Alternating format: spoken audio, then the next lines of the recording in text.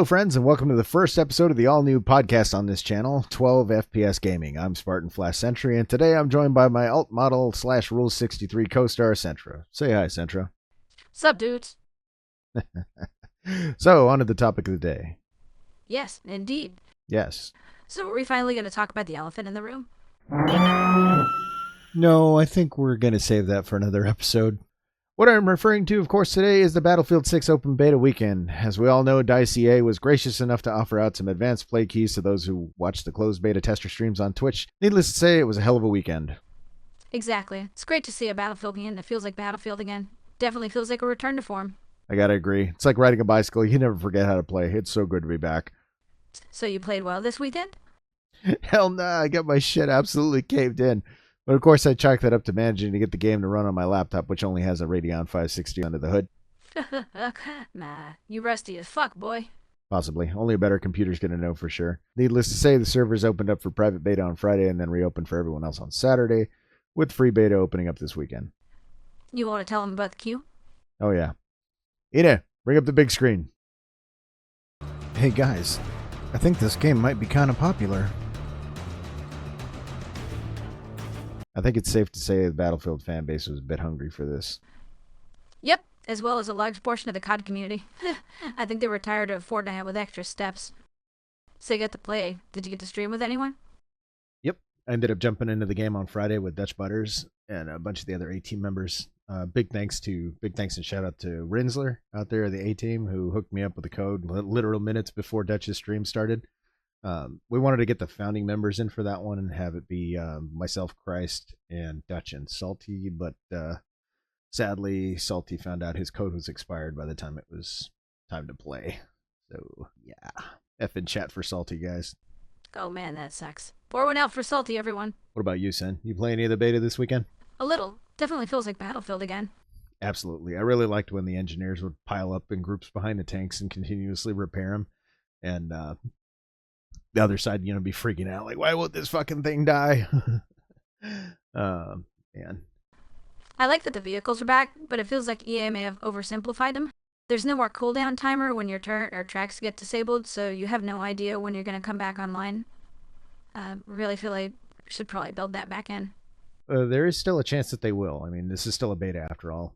Although on vehicles, good luck getting into one when that match starts, because, man, people be sprinting. Usually what happens as soon as the game's a go, you're going to have some rando dive into one, especially if it's an aircraft. Like, yeah, 9 out of 10 times they're just going to hop into it and crash into the side of a mountain. So possibly bot, possibly single-digit IQ. Other thing I noticed that even with that kernel level secure boot, we did see a lot of cheaters in these games. A lot of aimbotters. I mean, sure, you could say a skill issue, but there's already vids going around of, those pros getting called out for aimbotting. One even got kicked off of Twitch recently, and though knowing Twitch, they were promptly reinstated. God, we used to be a proper country. Dirtbag's gonna dirtbag. It happens in every game. Right? Makes no fucking sense. These guys are going to spend $70 just so that they can end up cheating on Twitch and getting monetized for it. Well, I guess, yeah, that's par for the course for Twitch, but you know what I mean. It just is one of the reasons why I stopped playing PvP games. It's just gets mired with modders and cheaters and shit. Like, I still got a dunce cap on my head in GTA 5 because of some asshat that just had a mod menu. Decided to put me in the bad sport pool for 3 years. Still waiting on that return, Rockstar. People are always gonna complain, man. It was all over the place by the second day. There was nothing more frustrating than getting shot through a rock by somebody facing the other direction on the other side of the map. I still don't let it get to me. I had a lot of fun with the few kills I did, running with the A-Team, but man, those shotgun bunny hoppers are so annoying. Imagine a shotgun behaving like a shotgun. Apparently DICE agrees, though, that the shotty is overpowered, and they're going to be making some changes down the line, which we may see as early as this next weekend when the beta reopens. What do you think about the improvements to the Frostbite engine?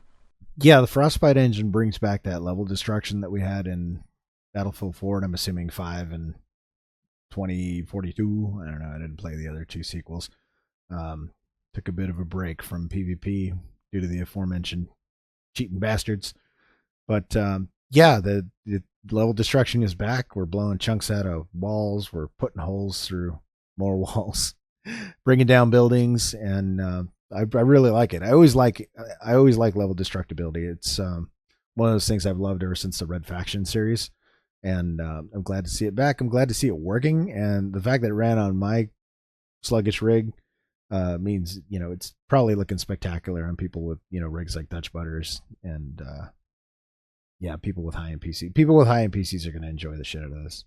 I'm really liking the level of destructibility that the Frostbite engine upgrades have brought to the table. It was running around with Dutch. We're blowing holes in walls and, crushing things with the vehicles. It's just like the Battlefield games that came before it. I don't know. I like the fact that it's more tangible when you blow stuff up, that you can be crushed by debris. I really like that. And you can affect certain pieces of foliage, so you can effectively remove cover and concealment from your enemies. That door swings both ways, though. I did get smashed quite a bit by a lot of rubble. Yeah, or rockets, or grenades, or tanks, or just crashing aircraft into them. Yeah, definitely. But yeah, overall, C4 for the win. One can never have enough C4. Also, what are you doing? What? Oh, this? Yeah, I'm just trying to run the clock down. Trying to see if we hit that 8-minute mark yet. Ina, how are we looking on time? Okay, we're not quite there yet. Let me think. What do we talk about? Closing statements. So overall, I'd say it was a very successful weekend. Cheaters aside, I still did have a lot of fun. I know you did too. I saw you blowing stuff up out there. After all, it was you out there on the battlefield half the time as well. And with that, Battlefield 6 open beta starting again up this weekend, the 14th. Going to run through the weekend. We'll see if they extend it again. But all right, and so I guess that brings us to the end of this first episode of 12 FPS Gaming. I'd like to thank everybody that showed up in the chat. Don't forget to like and subscribe and hit that notification bell down below. If this takes off, I'm going to make it a regular thing. The weekly Hell Dive will return, but all in all, I'd say, Battlefield 6 open beta, had a blast, a lot of fun with the homies, with the A-team out there at Dutch Butters Gaming. Make sure you subscribe to him over at Dutch Butters Gaming on YouTube, the Gamer Farsy, and anybody else that I missed, they'll be down in the link in the description. But yeah, until next time, friends, I was Spartan Flash Sentry. And, of course, my questionable compatriot, Romeo63, alias Spartan Flash Sentra. No problem, buddy. See you around, chat. Until then, I guess we'll see you next time. Spartan out.